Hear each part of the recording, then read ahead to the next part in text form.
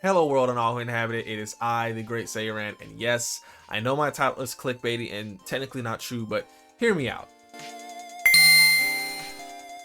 Be sure to like this video if you like it, comment down below how you're enjoying Kirby and the Forgotten Land, and subscribe to see more content from me. Kirby and the Forgotten Land released March 25th exclusively on Nintendo Switch, and it's safe to say this is at the very top of my March releases. I was ecstatic, like super excited about this game. I don't know why, but a new 3D Kirby just seemed like a lot of fun since we saw it back in December. Was it December? Whenever we saw it originally.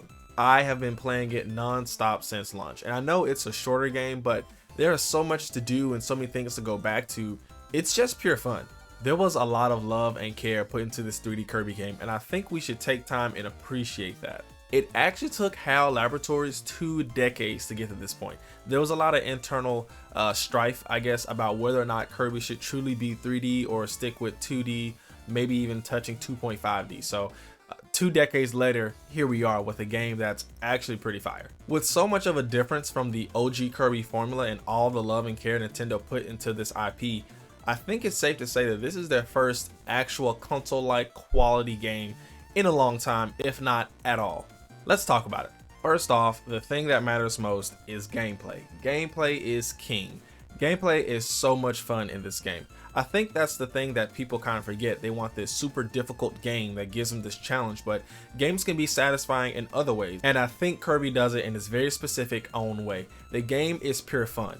That's it. At the end of the day, you can sit down with a kid, you can sit down by yourself, you can sit down with your significant other and play through this game, and you're going to have fun. I think the most fun for me are the puzzles and the challenges that go into finding the Waddle Dees. Sometimes they're hidden and sometimes they're in plain sight, but you have to find all of them if you want 100% this game, and I think that's fun. I think that brings a unique element to the game that otherwise would be pretty bland without some level of challenge and puzzle solving. And finding all those Waddle Dees creates replayability. There are some levels that I've been wanting to go back through multiple times because I really want to find those Waddle Dees, but for right now I'm just blowing through the game, trying to finish the game itself and then go back and 100% everything. That's just the way I like to play these types of games. Yes, we all know Kirby is extremely easy. This game doesn't have to be Elden Ring to be satisfying, to be fun. I know that's going to get some people pretty upset, but I don't care. Not every game has to be extremely difficult. Some people actually play games for fun. If I wanted to play a super hard game,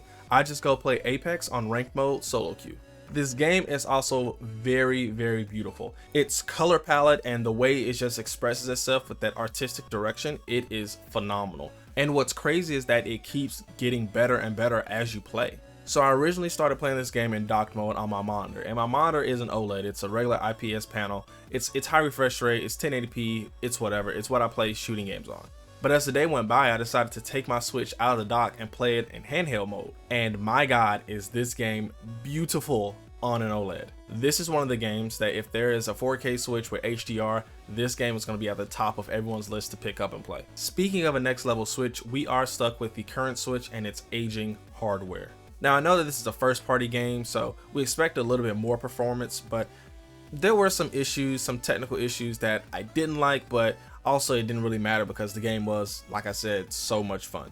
The game is 30 FPS, but the menus are in 60, and you can tell when you're hopping around. It kind of tricks your brain in the moment. When you're in the game and you're playing at 30 FPS, you can kind of feel it. But what they did is they took resources from background enemies and NPCs further out. They took those resources and put them into Kirby himself to give him more of a fluid feel. There's a lot of low latency going on, but like I said, it did take resources from further out, and so the enemy way off in the distance may be moving at 2 frames per second, but Kirby's going to be pretty responsive, so that's all that matters, I guess. There is a low frame rate, but it helps with in-game latency, so I guess that's a fair trade-off. The game is pretty sharp though. No anti-aliasing. I don't know why Nintendo is allergic to anti-aliasing. They were one of the first companies to actually invent, or not invent, but use anti-aliasing back on the 64, so I have no idea why on the Switch in 2022 it's like not a thing. In handheld, this game is a sharp 720p, and on a 7-inch screen that's totally fine. You could ask for a higher resolution, but I mean at that point you're fine. And in docked, it does stay mostly around 1080p, and I think that in 2022 with, like I said, aging hardware from the current Switch, that's fine. That's okay. I mean, we would love to see this game in 1080p, like locked solid 60 FPS on the next iteration of the Switch, but I don't know. Nintendo doesn't seem too, I guess, pressed to release a new Switch anytime soon, especially the way the current Switch is selling. I will say something that I didn't notice until I played my PS5, like in the middle of playing Kirby. The load times are not that bad. Usually on Nintendo games, the load times are abysmal. I don't know why, but when you play something like a PS5 or a Series S or your PC if you have an SSD and you get those load speeds and then you go back to Nintendo games, they just feel like they take forever. But this game loads pretty fast, so I was really, I guess, excited and glad I noticed that.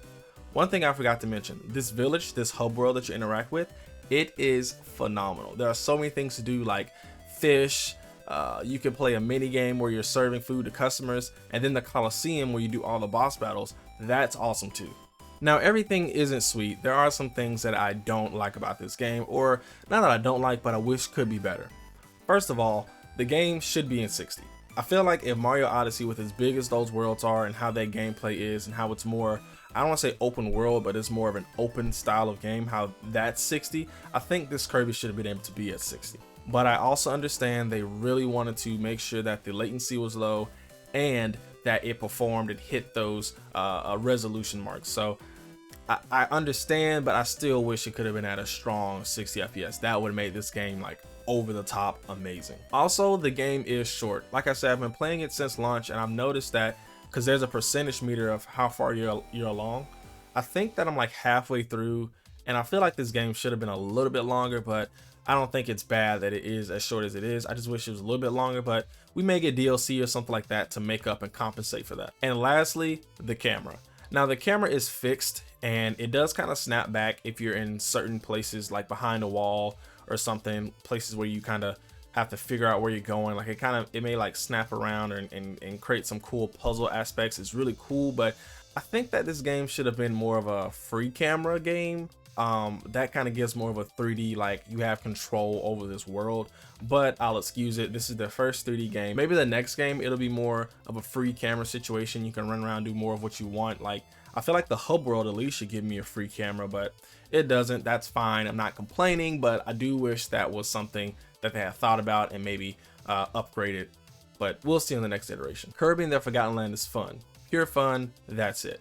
I don't need 4K graphics, though they would be nice, to enjoy a game. While I would prefer a stronger frame rate, the game is fine as is, and I think that everyone should put this in a library. This is one of those classic Nintendo Switch titles that I think we'll look back on for years and say, that was a really good game. And though I didn't touch on it too much, the co-op mode is really fun. I played it with my wife for about an hour and a half, and she loved it. She thought the game was fun, and she doesn't really game. This Kirby title is cute, it's fun, it's casual, and that's totally fine. I think everyone should pick it up, like I said, but if you don't, that's totally fine. I don't think it'll ever go on sale just because it's a first-party Nintendo title, and we know those never go on sale. Thank you so much for watching. Be sure to like the video if you liked it. Comment down below, are you going to pick up Kirby and the Forgotten Land? And subscribe to see more content from me, your boy Sayer Man. Peace.